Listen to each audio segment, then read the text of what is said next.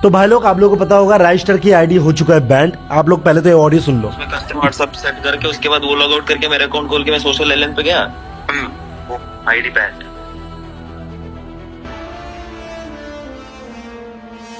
ID band. तो आ गए फिर से। आप सभी ने देखा होगा कि राइस्टर की आईडी बैन हो चुकी है और वो भी परमानेंट। मैं ये कोई फेक न्यूज के ऊपर भरोसा करके नहीं बोल रहा हूँ। राइस्टर भाई ने खुद स्टोरी डाल के दिखाया है कि मेरी आईडी बैन हो गई। तो चलो पहले मैं आपको राइस्टर भाई की स्टोरी दिखा देता हूँ और फिर बताता हूँ कि आखिर ये आईडी बैन हुई क्यों है। और हुई तो हुई 30 दिन के लिए बैन होनी चाहिए थी, लेकिन परमानेंट क्यों हो गई। चलो पहले स्टोरी देखो। गाइस एक चीज दिखा रहा हूँ गाइस, देख सकते हो आप लोग। बूम गाइस, मेरा अकाउंट हो चुकी है बैन गाइस। कुछ नहीं गाइस, एक तो पूरा नया पीसी है, नया पीसी में पूरा डाउनलोड वगैरह करके मैं सेटअप कर रहा था। वर्जन भी देख लो आप लोग, ब्लूस्टैक 4 है। जैसे ही डाउनलोड किया, गेस्ट अकाउंट खोला मैंने, उसके बाद वहाँ पे कस्टम हर्ड वगैरह सेट किया, उसके बाद गेस्ट अकाउंट लॉग आउट करके मेरा मेन अकाउंट खोला तो गाइस बूम हो चुकी है, बैन हो चुकी है गाइस।